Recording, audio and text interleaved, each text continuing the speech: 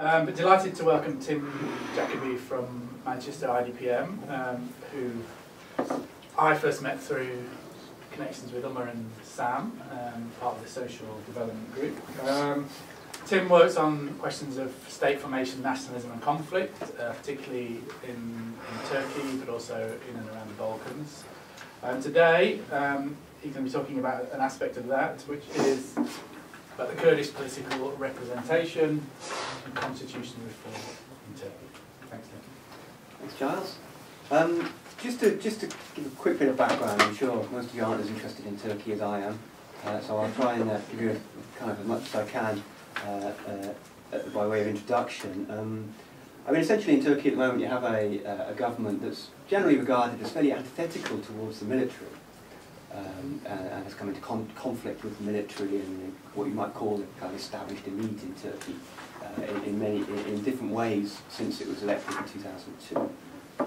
And then alongside that you have a very large and sophisticated Kurdish representation system, and they get the majority of the votes in the southeast of the country, where there's been a very large conflict going on, well, for a very long time in the most modern context, I suppose, since the early 70s onwards.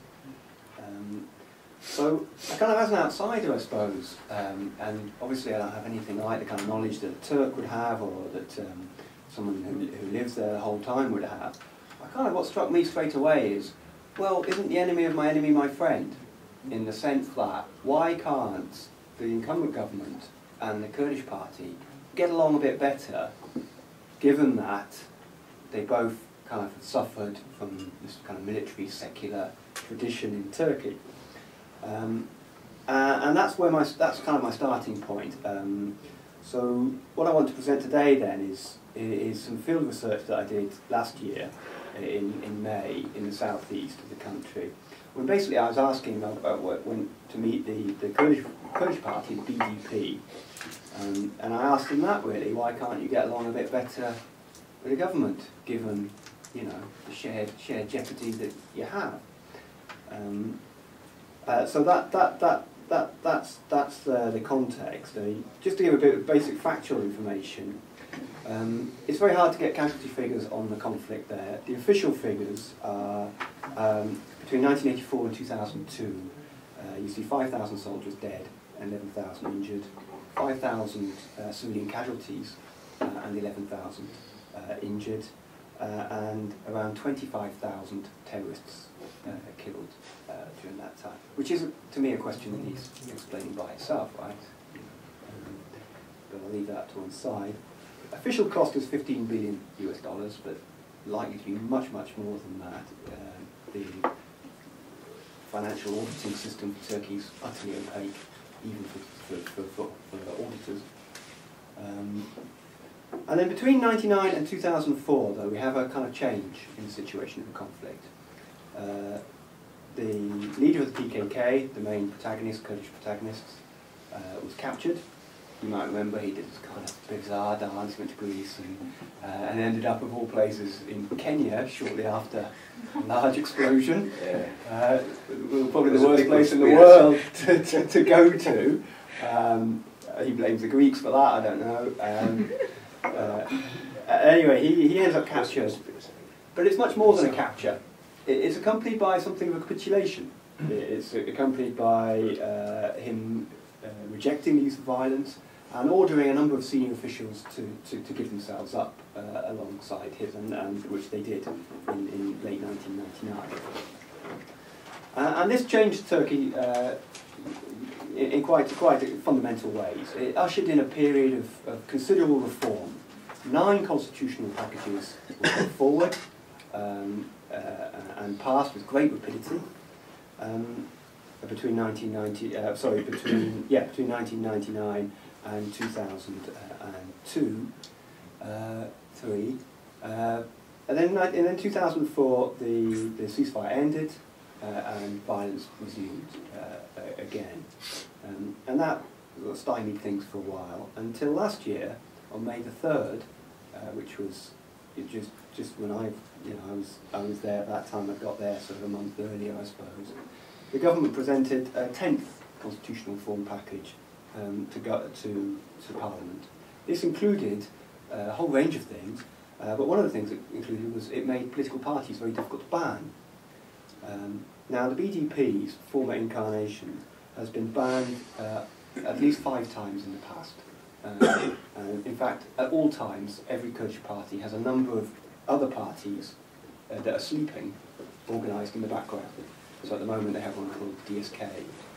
And that's because they could be banned immediately, and then all the staff simply move across to the new name, and they change their signs, and they carry on.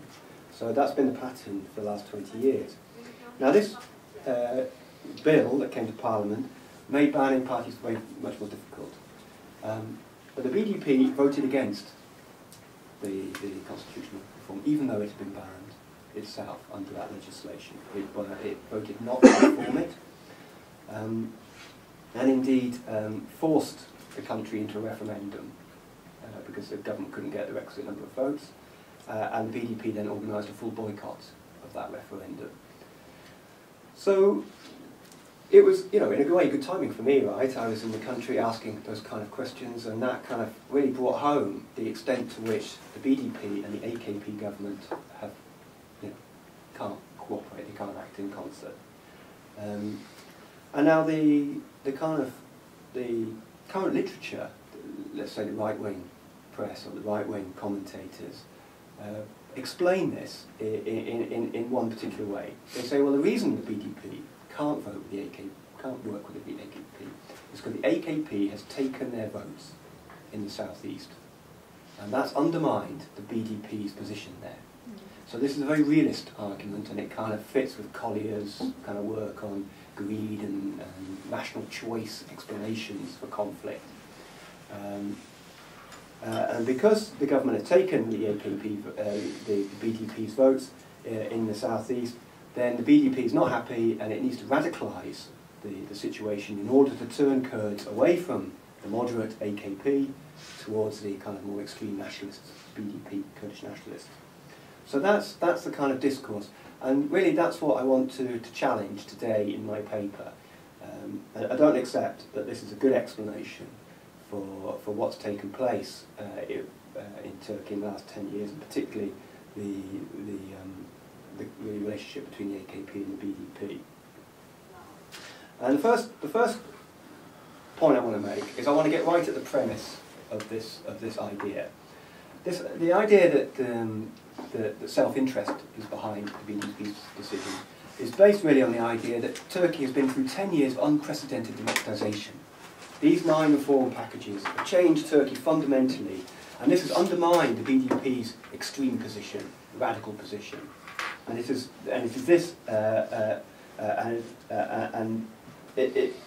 this kind of democratisation of values, really, which has threatened the BDP's position. So that's the first thing that I want to tackle here. If we look more closely at the reform process that have gone on in the 9 harmonisation packages, you find that actually there are a great deal of continuities, and that many areas of legislation were untouched. It's certainly true that the reforms abolished Article 8 of the Anti-Terrorism Act, which was very important, which was used to silence pro-Kurdish activities and limit the scope of and the new legislation limited the scope of military courts. It's also true that civil society has been strengthened in Turkey during the harmonisation packages reform period. And it's also true that security forces' surveillance powers have been restricted, and human rights monitoring has been greatly improved. And indeed, alongside these harmonisation reforms, we see the government making kind of noises about sub-identities, new forms of cultural minority rights, and so on, in various important speeches. And indeed, this has led a number of people to conclude, as I said, that the AKP's terming government represents, or in Polat's words, has opened the way for desecuritization of formerly securitized issues. It has, in another person's words, increased civilian control over the military, and freedom of expression for and cultural rights of Kurds were broadened, they continue. Hakan Yavuz continues, the AKP succeeded in rebuffing state efforts at penetration and actually succeeded in subjugating the state to its own character. This has facilitated the expression of Kurdish interests and the bargaining, deliberation and voting processes that are necessary for democratically determining Kurdish rights. Indeed, Ifantis concludes Kemalism has been comprehensively overturned by the AKP's bottom-up transformation of Turkey's social and political character. So that's the kind of the premise which these ideas proceed from. However, if we look more closely, we find that much of this is true only really for the west of Turkey.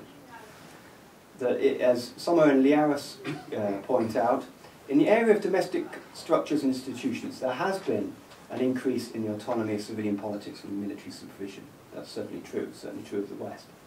However, in the areas of belief and values regarding ethnic national diversity in general, and the Kurdish question in particular, the evidence is less clear, they say. Indeed, I would say that representing the harmonisation reforms in this way, and perhaps more particularly as an outcome of civilian elites' struggle against the political power of the military, is a misleading simplification, really. In fact, the harmonisation reforms that took place, I would argue, actually emerged from a process of compromise and cooperation with the military. Indeed, from 1999 onwards, when the EU gave Turkey candidacy status, the General Staff of the military appointed a very well-funded unit to research and investigate the implications for Turkey. They concluded that the best way for Turkey to avoid returning to kind of religious fundamentalism, as they saw it, of the mid-90s, was to allow Turkey into the EU.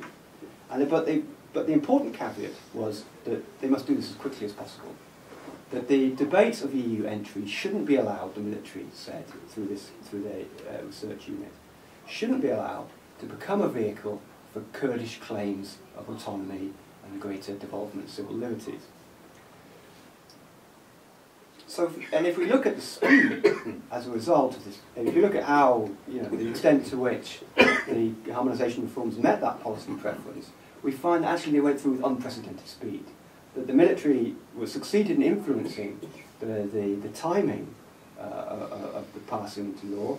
So between 1999 and 2002, beginning of 2003, 9 harmonisation packages, incredibly extensive, huge documents, each one many hundreds of pages long, were presented to Parliament and passed. I mean, if you actually look at the pile of paperwork that was created, it's extraordinary to think that this could even have been read in the time available, let alone discussed.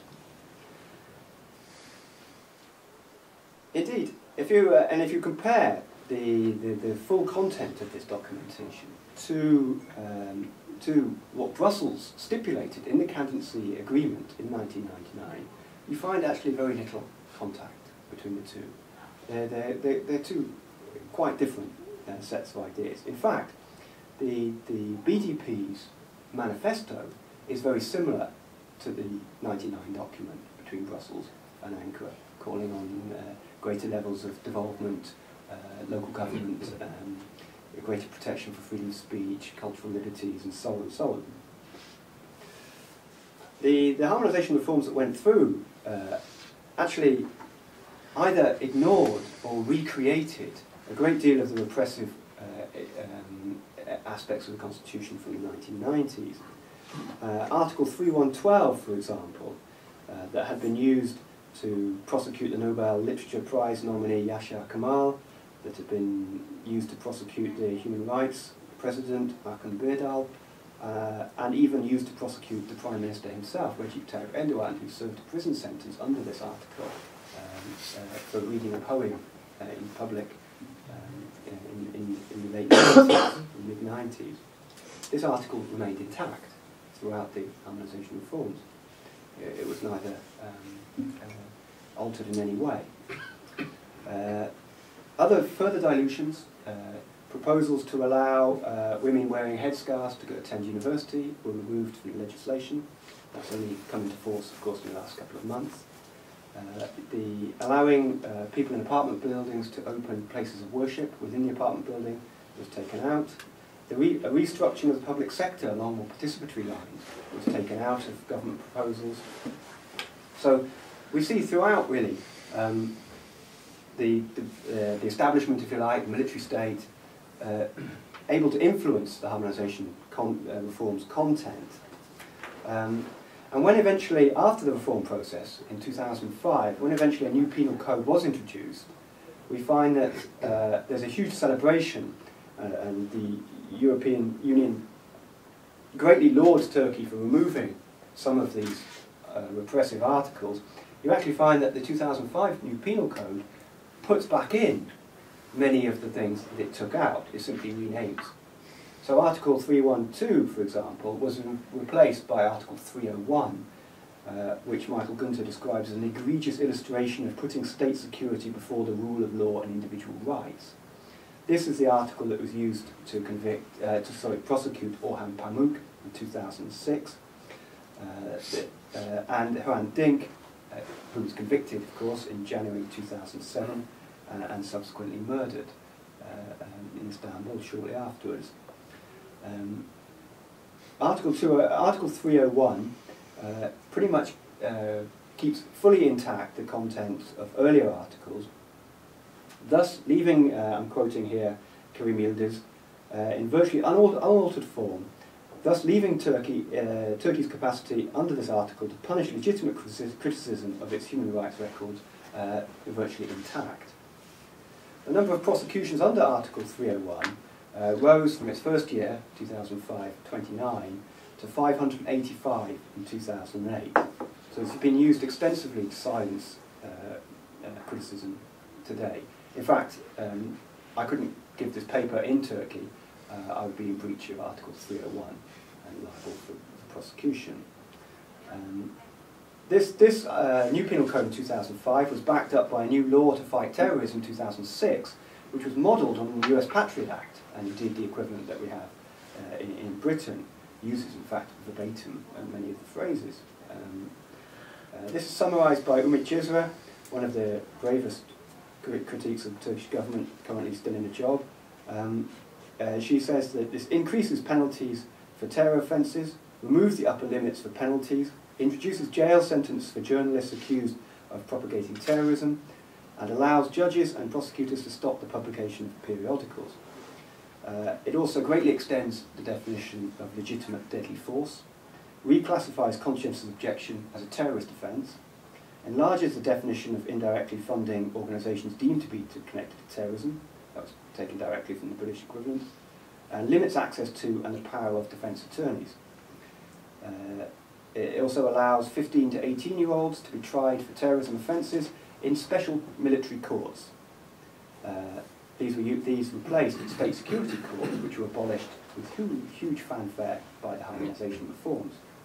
Indeed, by the end of 2007, 2,000 children had been processed by these special courts and were serving prison terms. In follow-up legislation a year later, the security services were given greater powers of surveillance and more authority to establish special covert investigation teams. Furthermore, it allowed the formation of a higher council for anti-terrorism, which was 6 senior members of the security forces and only 5 civilian members under the chairmanship of the Prime Minister. Looks very much like the infamous National Security Council of the 1990s in Turkey, which were the real rulers of Turkey.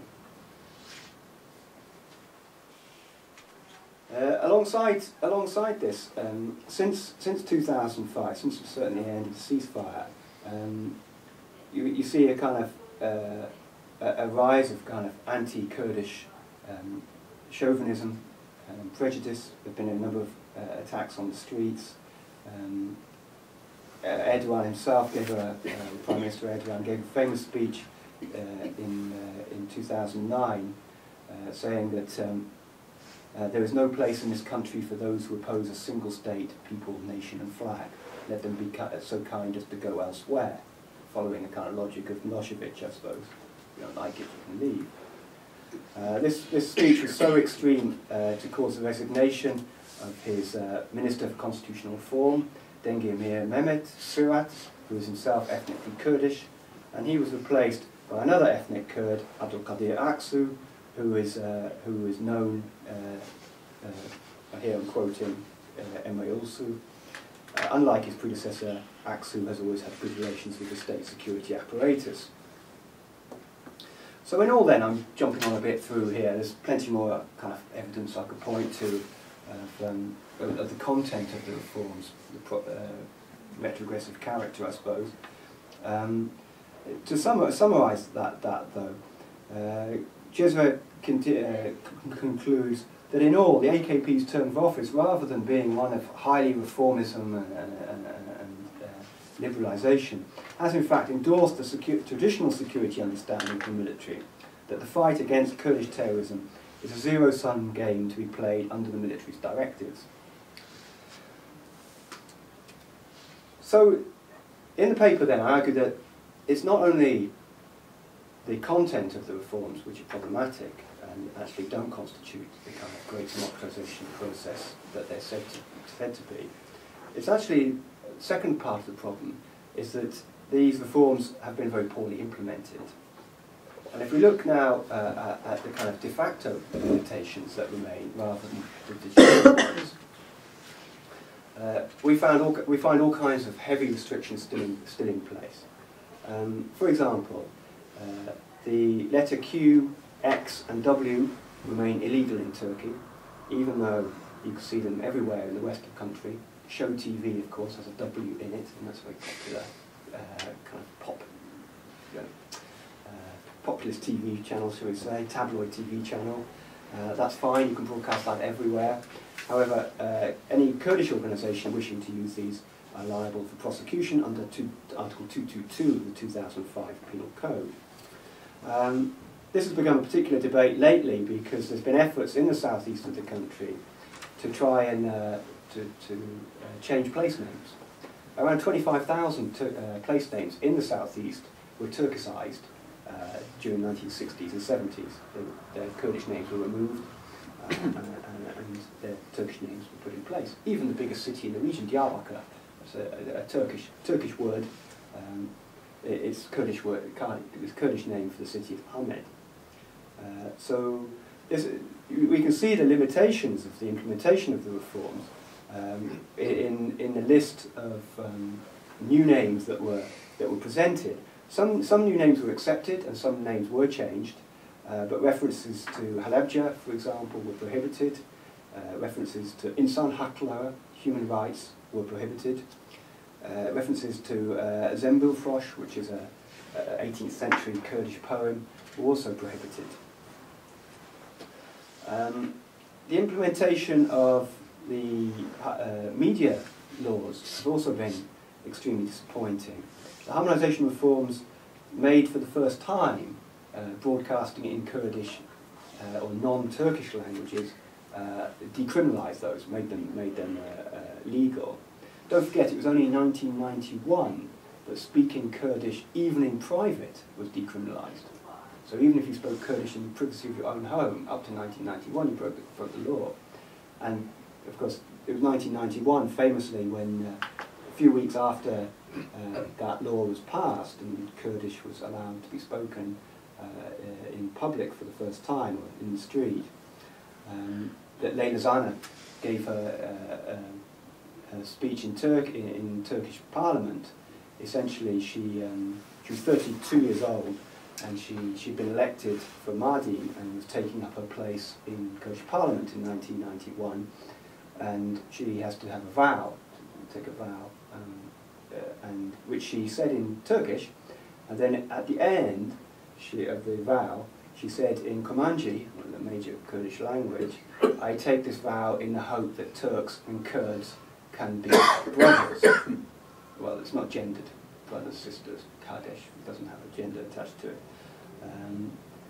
And for that she was sentenced to 10 years in prison, and she was 44 when she was eventually released in 2003, and she's now again serving another prison sentence.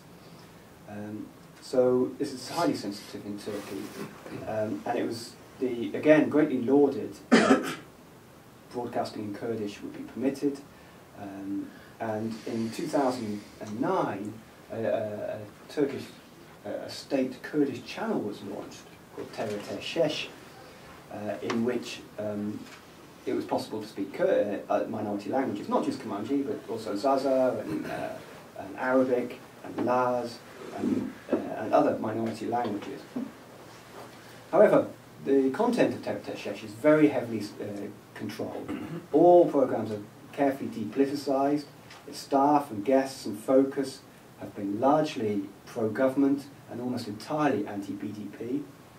The TRT Shesh, of course, comes far too late in the day because everyone already has the private Kurdish channel, Roj TV, which has been broadcasting in Kurdish for 10 years or more.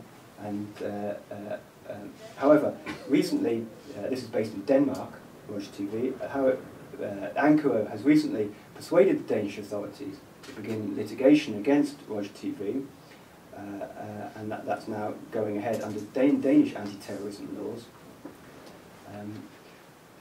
Similarly, I mean, one good example of TRT Shesh, for example, was the government members often today make a big deal of giving parts of their speeches in Kurmanji, normally terrible Kurmanji apparently, and TRT Shesh has been very active in broadcasting government ministers' attempts at Kurdish. So the leader, one of the leaders of the BDP, Ahmet Turk, gave part of his speech in Kurdish in Parliament last year, being filmed by TRT Shesh, and the film was immediately cut. The channel was cut, and then a few seconds later it was cut back and he was silenced. So that, in a way, demonstrates the kind of partial approach to broadcasting liberalisation. Similarly, within other forms of media, major problems in the liberalisation have occurred. In 2008, over 1,800 websites were banned in Turkey, including YouTube, which is intermittently off and on. I believe it's currently on, but it was off until the end of last year, banned. And the reason for YouTube being banned, of course, is it contains large amounts of footage of human rights abuses in the southeast. It contains mobile phone footage of the way that demonstrations are policed and the use of police violence. Print media outlets have also been banned. 19 newspapers were closed between August 2006 and 2008. Many of these kind of low-level de facto censorship activities occur in unofficial ways. For example, when I was interviewing in Bengal, Bengal is where the bombers of the alleged bombers of the Taksim Square bomb that blew up the HSBC and the British Embassy and so on came from in the southeast. The local human rights organisation there told me that they'd been forced to take down their sign in the street, not because it was in Kurmanji, they hadn't dared do that, but because it was in English. And it was felt by the council that having a sign that announced the presence of human rights monitors would be detrimental to their aspirations of nurturing the tourism industry. So of course that's not written down, it's not an official kind of activity. So many of these censorship activities exist at that level. Within the education system, one of the most lauded reforms of the third harmonisation package, August 2002, was the right to a mother tongue education. As yet, though, very little progress has been made since 2002. It was left to the Ministry of National Education to implement. And they, first of all, insisted that only new schools could teach in non-Turkish languages. So a new school had to be erected or hired or established. And then it insisted that only staff members who held a relevant degree in the language being taught could teach in these schools. However, there have been no language courses in non-Turkish languages in modern Turkish history. So there are no graduates from Turkish universities who have a relevant degree.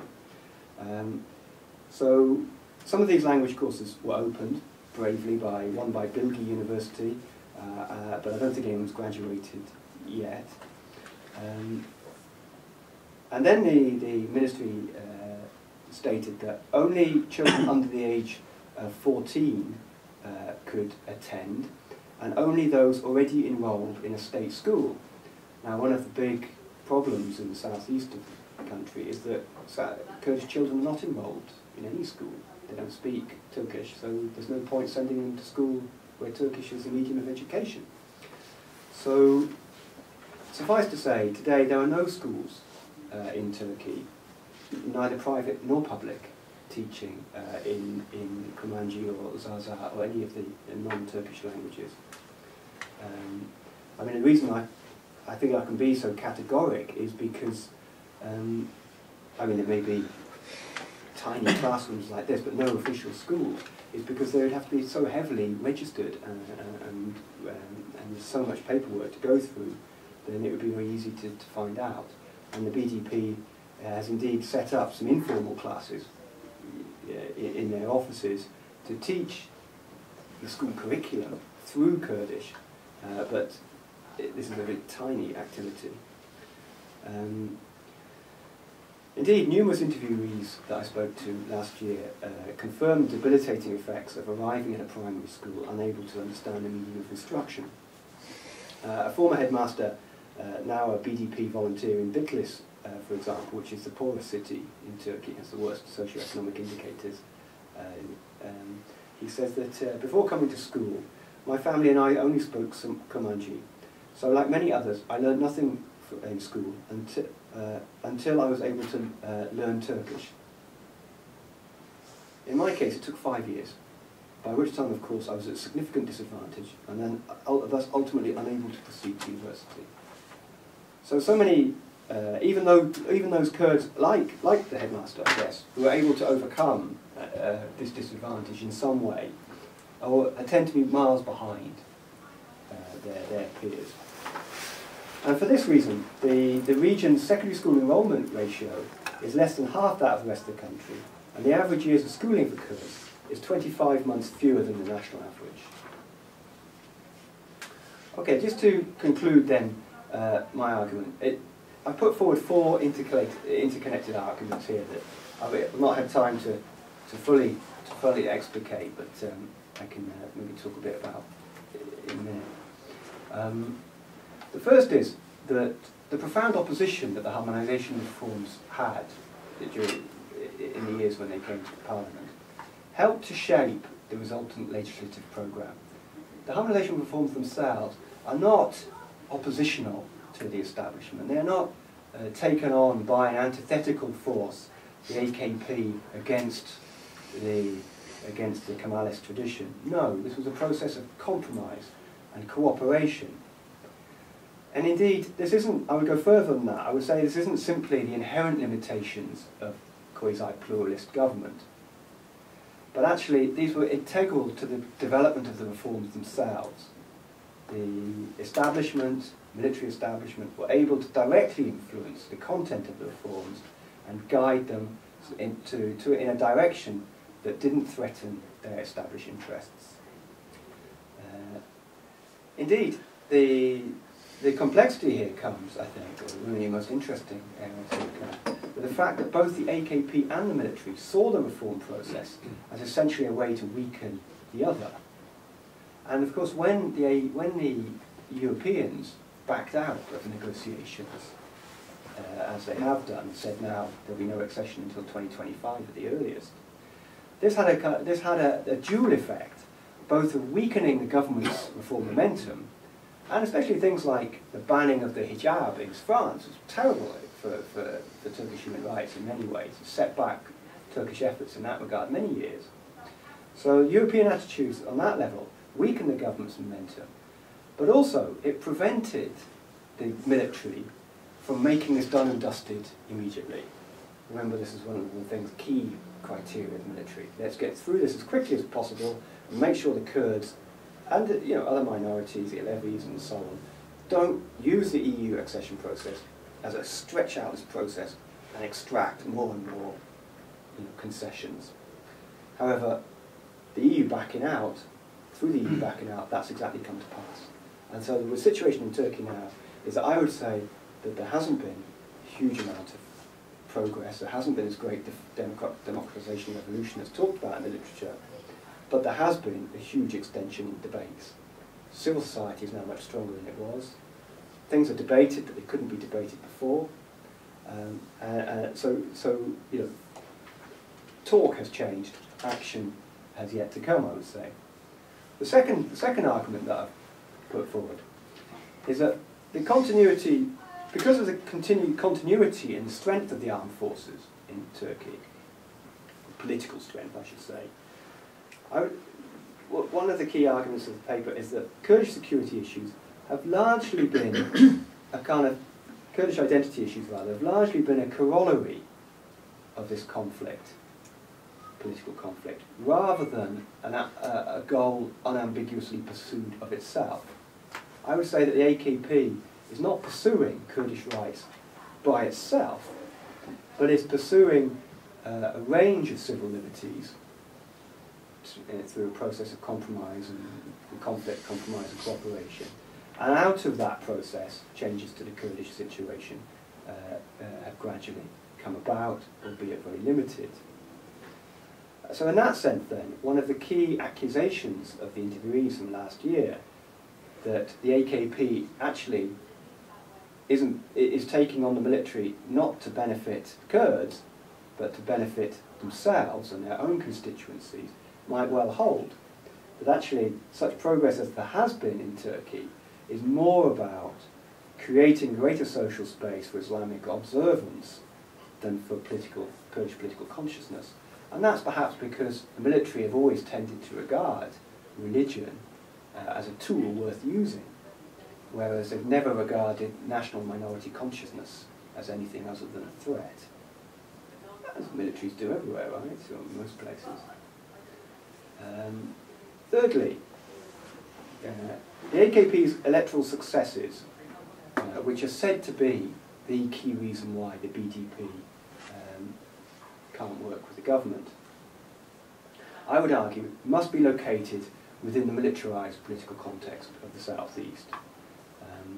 And there's all kinds of aspects to that that I didn't have a chance to talk about. But, one key problem, if you don't contextualise the AKP's electoral success, you run the risk, really, of overlooking the government's responsibility in the failure of the AKP and the Kurds to act in concert. Fundamentally, though, I would say that the idea that the electoral success, the AKP have appealed to the votes of the people of the southeast on the basis of their extraordinary democratic record isn't borne out by the actual facts of the reform and the implementation of those reforms. There are, I think, other reasons why the Kurds have voted for the AKP, and those votes, I think, now have largely gone away. So things have changed anyway.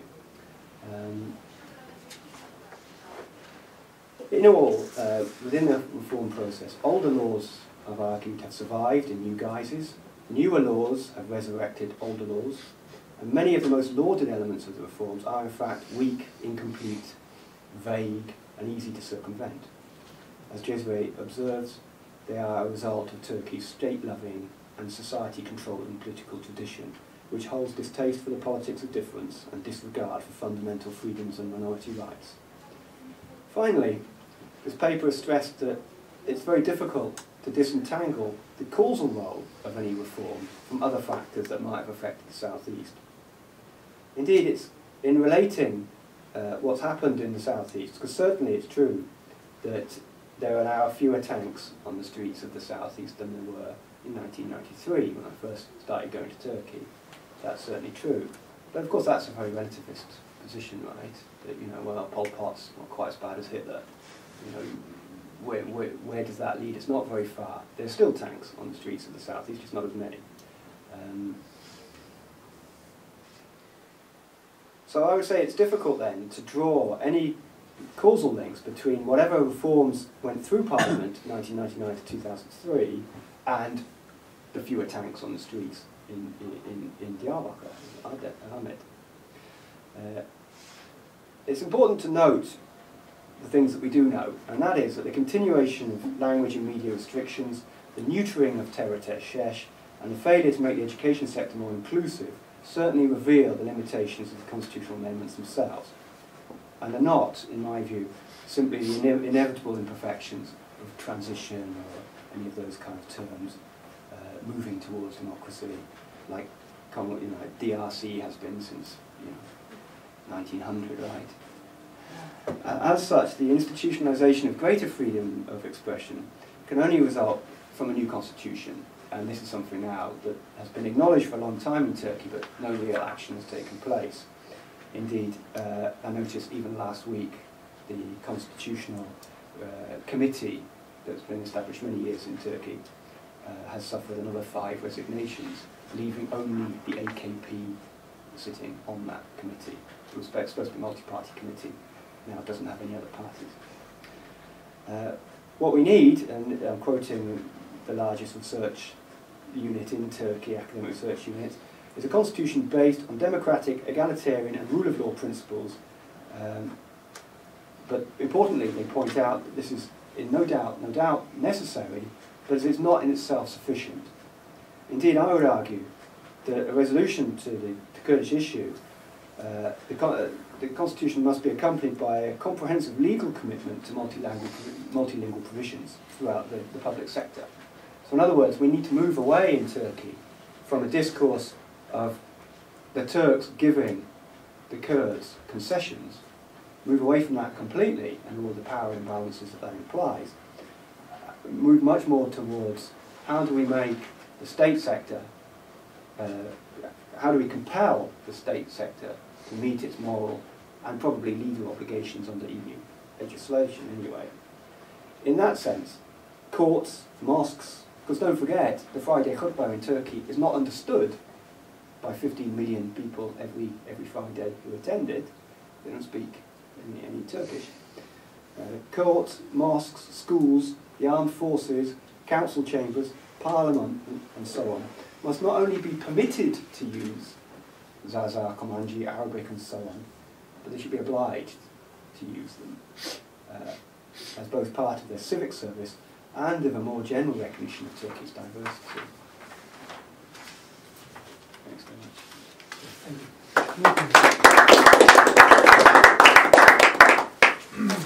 Thanks a lot, Tim. I guess kind of very few of us well, myself, cover Turkey in our work, but certainly I think the issues raised around the relationship with conflict and constitutionalism is something that pervades a lot of our work in different ways. So I'm going to open up for questions, comments, please. And you've established very clearly that the so-called harmonization reforms are basically accommodating the security agenda of the military rather than the EU criteria. But I want to ask more specifically, how do you try to explain why the OP party agreed to this arrangement? I mean, there's several hypotheses which you may have alluded to, such as one could reverse the view that you criticized at the beginning in terms of interest group rivalry. This is how the OP party ensures that the Kurdish parties are marginalized. Let's turn that upside down. Or one could argue that the OP party still rightly feels under threat from the military. I mean, it could even be bad, that's unlikely, but it's constantly under pressure under the military. So this is how it tries to make itself less vulnerable. I mean, that's another possible hypothesis. And there could be others I haven't thought of. These aren't necessarily alternatives, they could be all true. So I wonder how you explain the role of the OP party in those negotiations. I mean, I think that's, I mean, the way we understand the OP party falls in a classic kind of divide, really. Whether or not they can't or they won't. I mean, it's very difficult to say, whether or not it's simply a matter of opportunity structures and that the AKP is doing all it can with very limited opportunity structures, and they're likely to go to prison or if not a coup, then you know, other restrictions. I mean, don't forget they were when they were almost banned in 2007. The case against them was voted for, right? It was 11 judges. They voted 6-5 in favour of banning the AKP. They needed a 7-4 majority.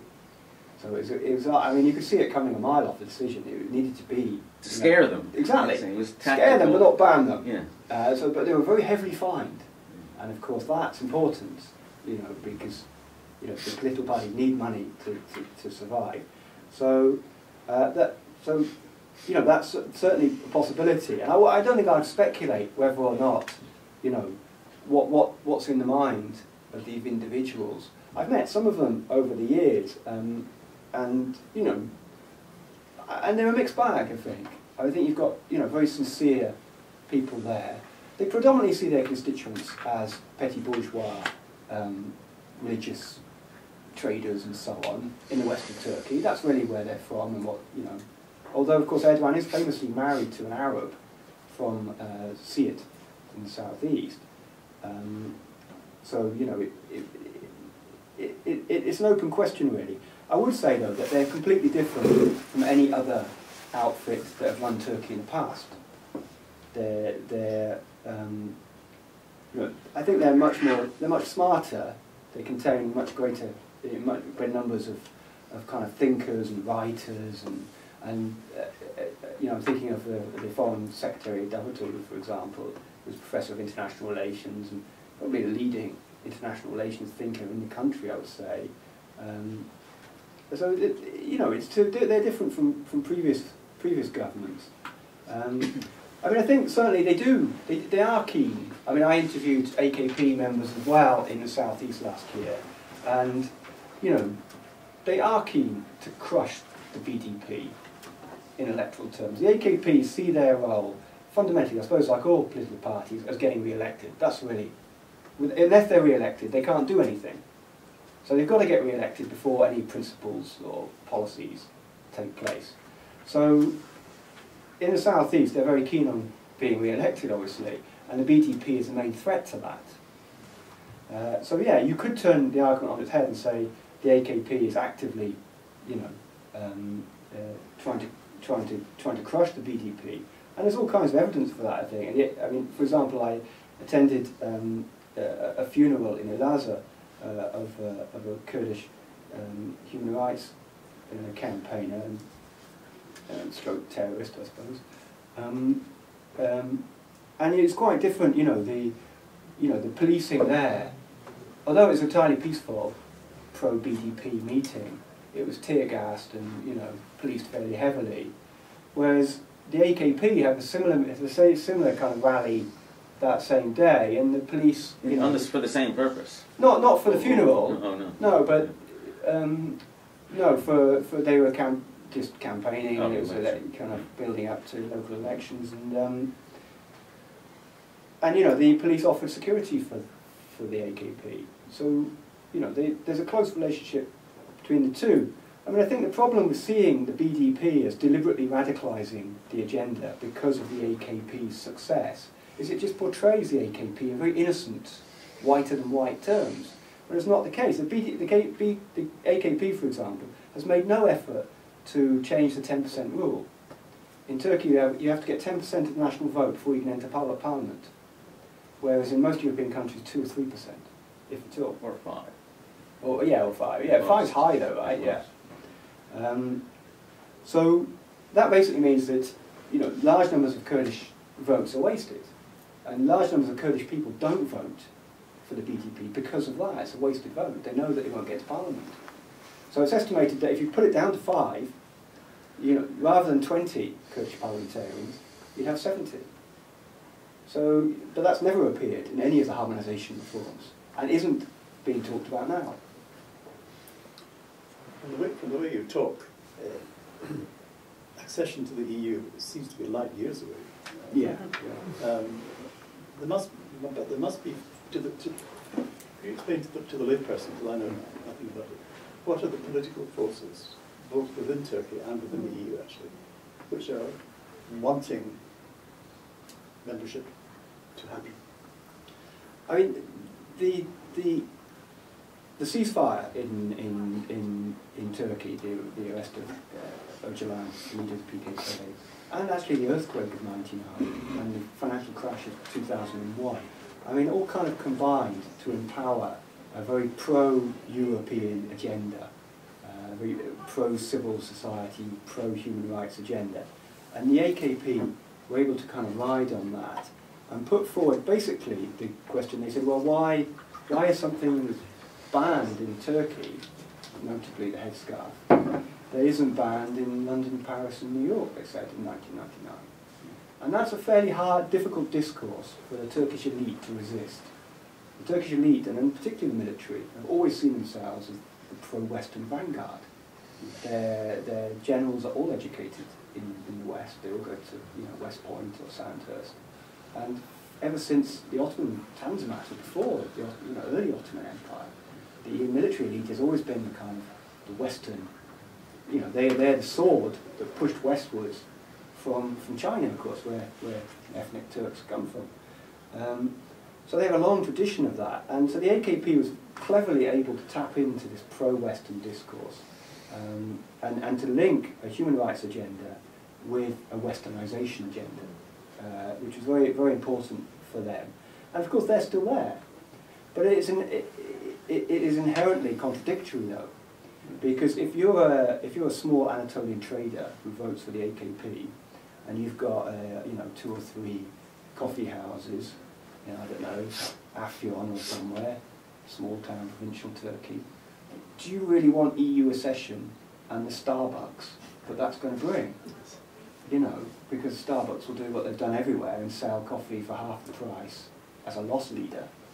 Even though every cup of coffee they sell, they lose money in Afyon. They can take that, right, because we're busy buying them in here. So there's a basic contradiction there, isn't there? And I think the AKP would say, well, this is a bigger game than coffee and petty bourgeoisie. This is about permanently ending the oligarchic structures of not only the Turkish politics, but the Turkish economy. So because the military is the largest... The military is the largest economic conglomeration. Half the economy is owned by... Yeah, they have a number of what started off innocently enough as pension funds. If only our pension fund would have so much life in it as theirs did. Bloody hell. They bought out, banks, insurance. They had deals with Renault to make cars. They trade with AXA as insurance brokers, a French firm. And so the AKP realised early on, I think, that it's all very well taking the men in Mufti out of the cabinet office, but that doesn't really do anything to Turkish society. Turkish society is still the classic military-industrial complex. To do that, you have to break up the great military conglomerations, economic conglomerations. Who can do that? Nothing within Turkey can do that. There's no capital liquidity that can sweep away that. Only the big European, only the big Western capitals can break up and swallow up these kind of corporations. Like under trade liberalisation rules. Yes, so under trade liberalisation rules, Lafarge, for example, came in and decimated all of the military cement producing interests. Vodafone have destroyed large amounts of their telecom interests. That's just under well, I say destroyed, I mean bought out, right? It was swept away. And so that's the bigger picture here.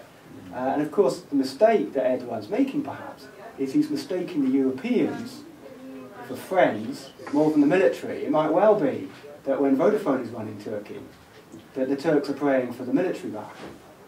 Because now wages are being forced down and the whole neoliberalisation, marketising agenda is kicking off. Labour force is being highly casualised, for example, which was itself one of the major causes of the 1999 earthquake. So that's, it's not caused an Yeah. Interesting. Yeah. Metaphorical. Yeah. Earthquake's entirely safe, of course. If you're wandering in the countryside, you can have a super earthquake of 9. You'll be uninjured unless the ground opens up and swallows you. Heavy things falling on you which are dangerous. Heavy things fell on people because the public sector had been eroded systematically, its paying conditions, for generations.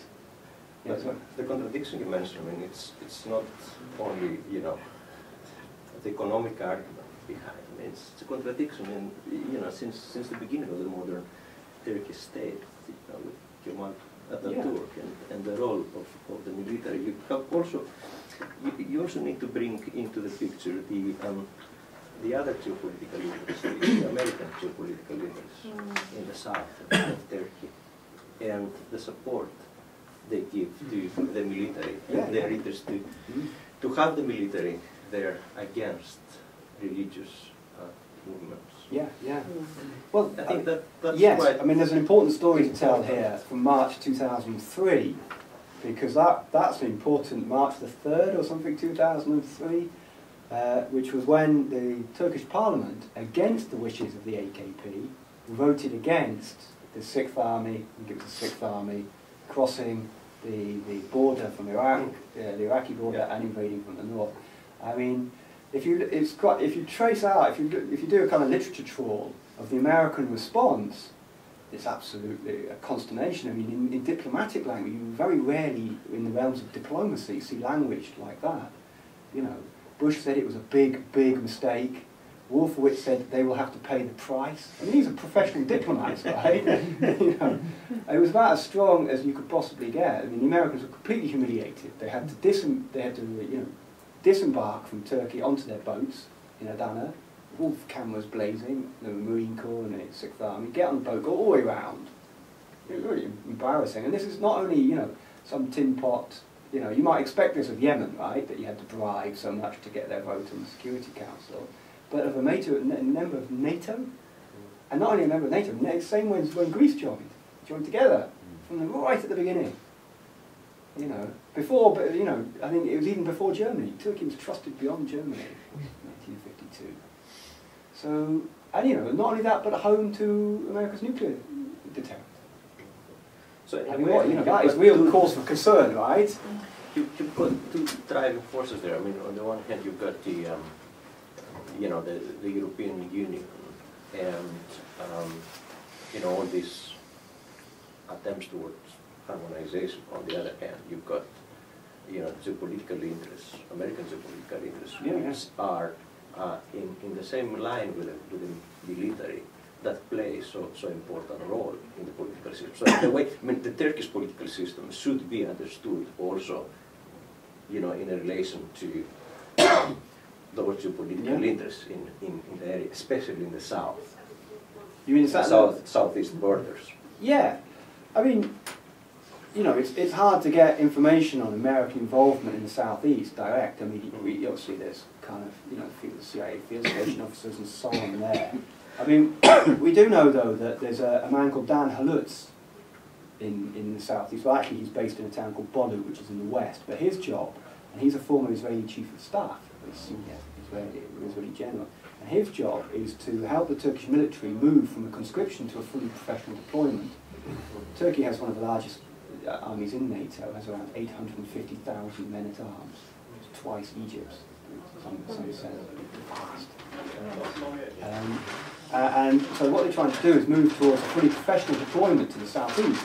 Because what's happening in the southeast, of course, is you've got terrified young kids, you know, 6 weeks training, you know, being, you know, put at night in these isolated rural police stations, you know, fortresses, and the PKK sneak up on them with night sights, very cheap, and shoot one of them and run away.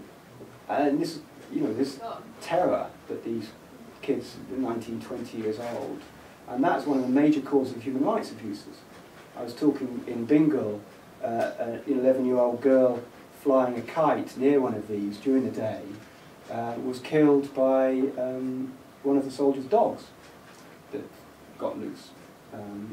And you know, you just see this kind of fear and incompetence all the time. And interestingly, though, I mean, I asked the BDP in Bengal if there was any kind of, you know, investigation into what happened with the dog and so on, and they said, you know, no action was taken. And I said, well, what will happen? And they said, well, we know the name of the soldier. So the implication was that, you know, they would send a team to where the soldier's home in the west of Turkey and kill him and probably his family. And then, of course, what happens, and the evidence of kind of the book I'm working on now on Turkish fascism, is that right-wing groups, civil groups, will find out the identity of the team that left Bingal to the west, go to Bingal with police help probably, and kill the people. And so much of the bloodshed in Turkey is this tit for tat, like this. And this is essentially a public sector problem, right? If you had a decent police force, did their job properly, didn't let your dog out in the first place, and then investigated it properly afterwards. I mean, you know, it's easy to talk about the things, kind of ancient hatreds and cultural and difficulties and that. Well, you know, I always think, well, how many people would die if Celtic played Rangers without a police force? You know, every Saturday. Twice a year, right? I mean, this isn't a Turkish problem, right? This is a kind of general problem, and it's solved by, you know, managed by proper policing. Sorry, you question? Yeah, I mean, I'm interested in your paper. You seem to be talking a lot about the impact or the lack of impact of legal change, and you were sort of saying, well, we've had all these legal changes, but actually they haven't really achieved very much. No. The underlying power structures are still pretty similar. And in the discussion now, we've been talking about that it's going to be the economic impact of EU accession, or it's going to be changes in security policy and organisation of the military. Things like that are going to make a much bigger difference than legal change. And yet, towards the end of your paper, you were saying, well, actually what we need is a new constitution, which is just big legal change. So we haven't had enough legal change, we need more legal change. But I mean, a new constitution with all the right values in it isn't actually, I mean, my sense is right. that lots of countries draft new constitutions with lots of great principles in them, and it either makes no difference or it's a mask for actually greater repression. So, just sort of thinking about where does that leave us in terms of thinking about the impact of legal change, constitutional change in these things? Because despite that sort of overarching big argument, there seem to be bits of your paper where, well, actually you were saying there's been more scope for discussion. It's opened up new room for democratic debate. I think it has, So that does seem to be something that's been achieved. And you were a bit dismissive of the less tanks thing. I mean, I've no idea whether Hitler is worse than Pol Pot, but Hitler with less tanks is better than Hitler with more tanks. True. So, I mean, that does seem to me to be perhaps a sign of a small development. But again, can you trace that back to the legal change, or is that that's related to all the other stuff that's probably much more significant? I mean, I suppose within the kind of introverted, introspective debates on Turkey specialists, you know, this is my kind of key point, really, that you can't call this a revolution or a democratization process because, you know, actually this is deeply relativist, and also you can't make those causal links. You can't link any change that happened in Ankara with what's happened in Diyarbakir. You can't, but that doesn't necessarily mean that legal change has no impact at all. You just have to be more kind of aware of what the types of change that it can and can't be expected to have. That's true, yes. Yeah, I mean, I suppose I might, in my defence, I would say I can't do everything in one paper, and but I would say certainly that's an incoherence. And also, and it's methodologically difficult anyway. It's not just about a paper. I mean, even if you had a systematic research project, how would one develop a method to trace causal? I think it is difficult, and also I think, I mean, in answer to your question, I'd say, well, what else can we do other than try and bring in a new constitution and reform things? I mean, we can go, well, the PKK have an answer about what else we can do, but, you know, sitting in a liberal arts institute, it was kind of not really one for us, right? So I would say, though, that the new constitution may well achieve nothing. I think there will be a new constitution. I think the AKP will win the general election this year, no problem. There's nobody else. It's nobody else. Who else would you vote for? I would vote for them, and I hate them. So there's nobody else to vote for, right? There's an alternative. And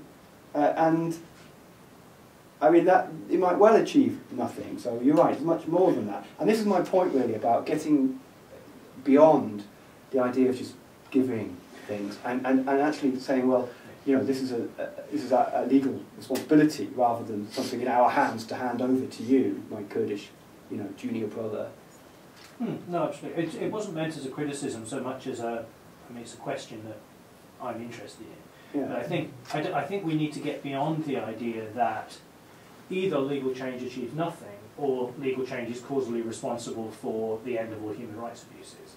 Yeah. There has to be some more sophisticated way of understanding the role of law.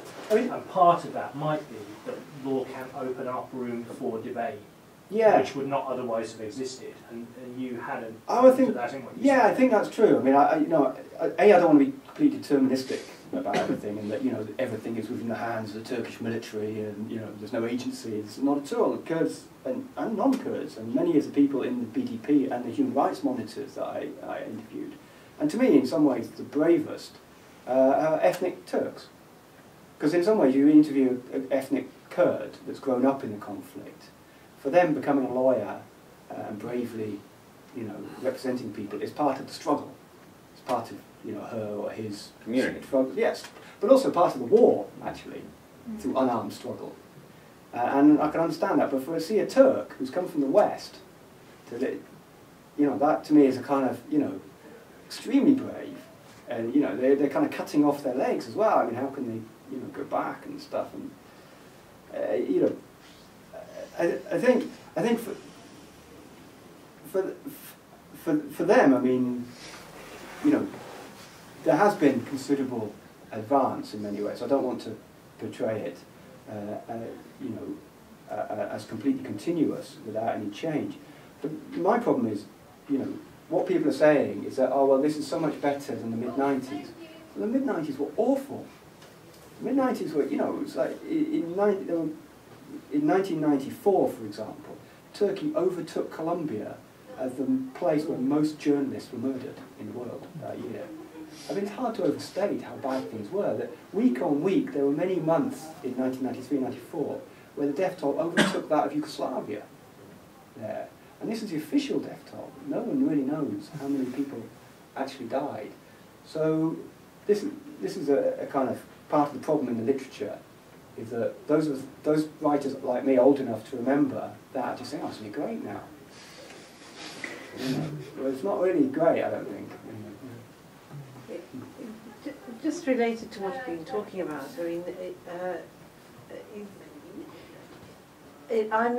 I mean, are there currents?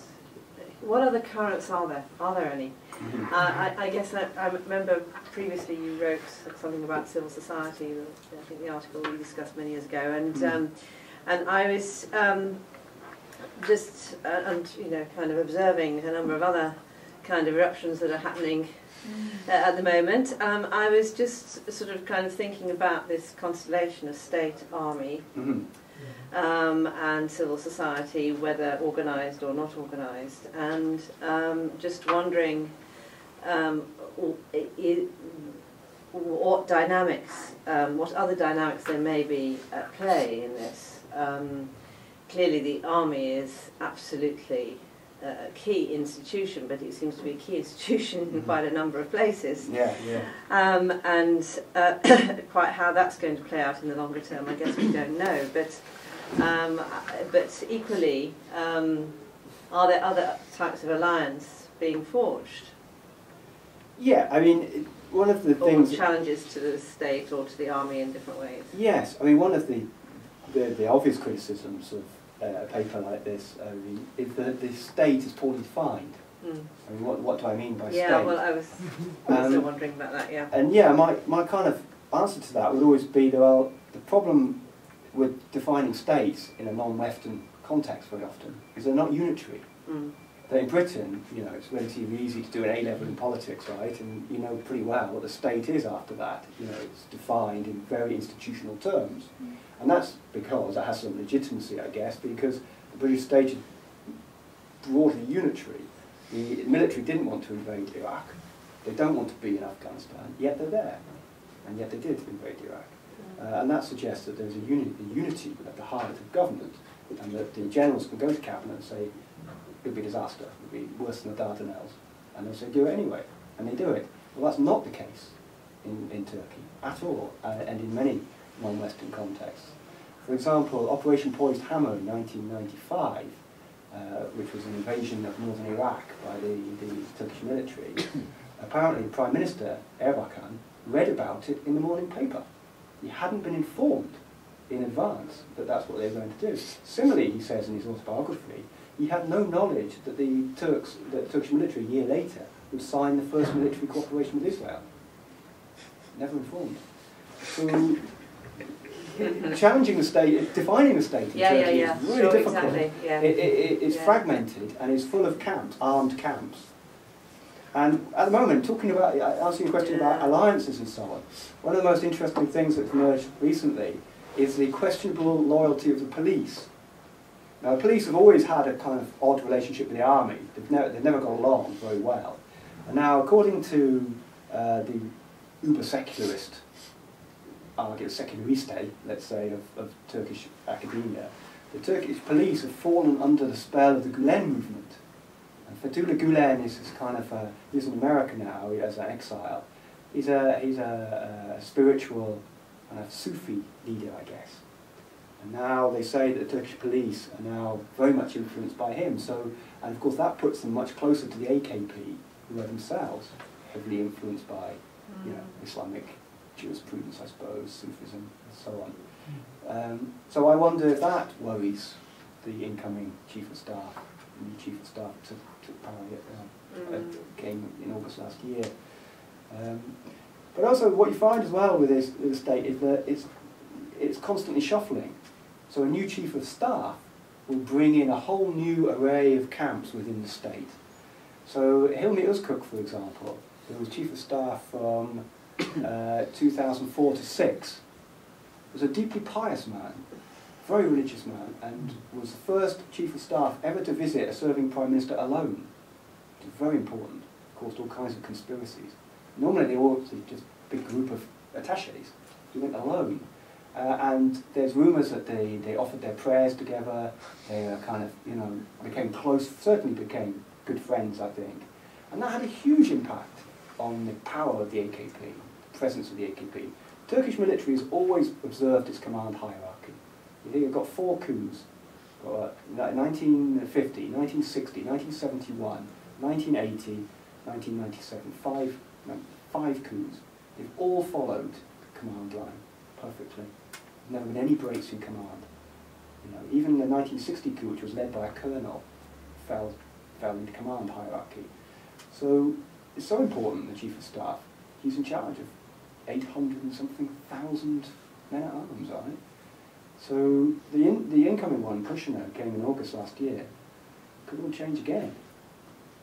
If he was like ultra-secularist, if he was, of Kurdish stock, perhaps. Who knows?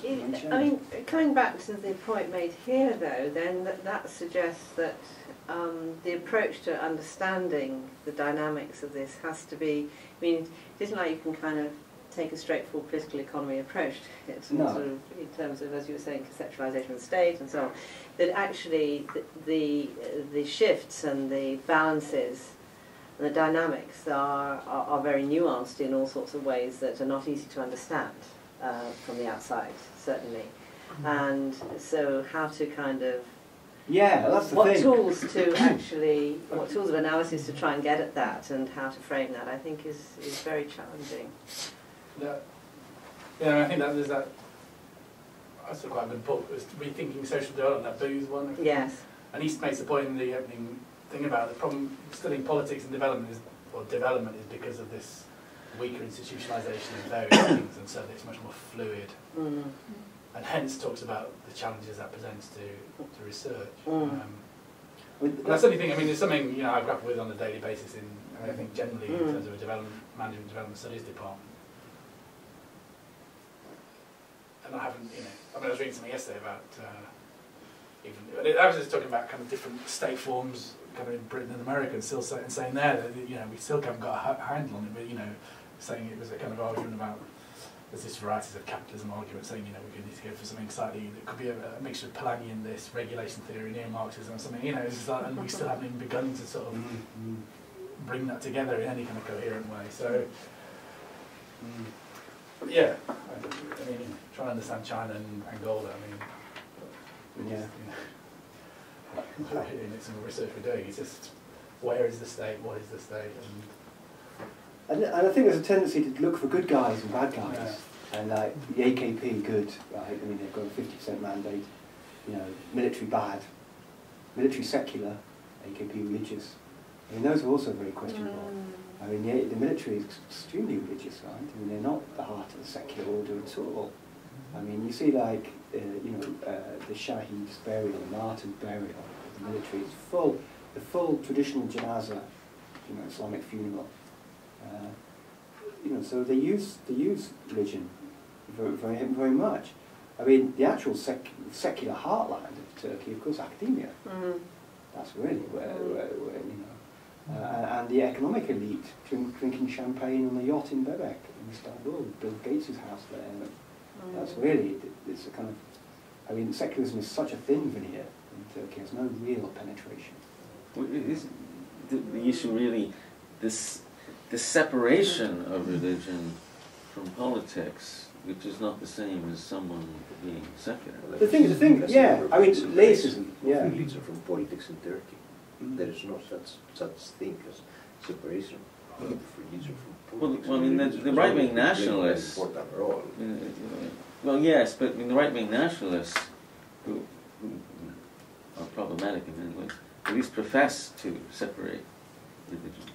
I mean, yeah, within nationalism, within Turkish fascism, for example, you have, you know, ultra-secular on one hand, you know, you have, like, very religious on the other, that go around killing the PKK, they've got big beards and, you know, wear short trousers and white and so on. And then you've got kind of, you know, the Budunju party, who are fully fledged Nazis. They dye their hair blonde, they have the bonfires, you know, the full kind of Himmler's kind of SS rights. So, you know, you have a real spread there. I mean, you know, equally as well, I mean, how do you impose left and right on Turkey? I mean, where's left in Turkey and where's right? Is the AKP left or right? I mean, they're Thatcherite economists, right? You know, monetarists, marketizers. But also, you know, they're kind of quite big state. They're kind of, you know, and they're quite, you know, progressive in the context of politics anyway. They're not reactionary, are they? Or are they? Maybe they are. I don't know. It's very difficult, isn't it? Yeah, I think these categories, they fall short. Actually. Yeah. But then you don't want to drop into kind of No, absolutely. This is the problem, isn't it? That's it. You have to put them in categories somehow. You know, in order to make any comment. Otherwise, you become a historian essentially. It's fine, wade around in the archives. But what transferability do your findings have, and what interests actually do your findings have for anyone?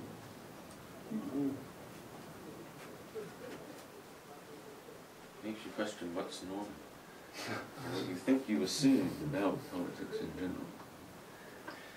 Yeah, well, I don't know. Are we living the life God intended us to live? Good question. Whoever she may be. That's a good place to end. Thanks for that, Tim. Feel good? Good. Well, thank you very much. Okay, thanks very much Thanks. indeed.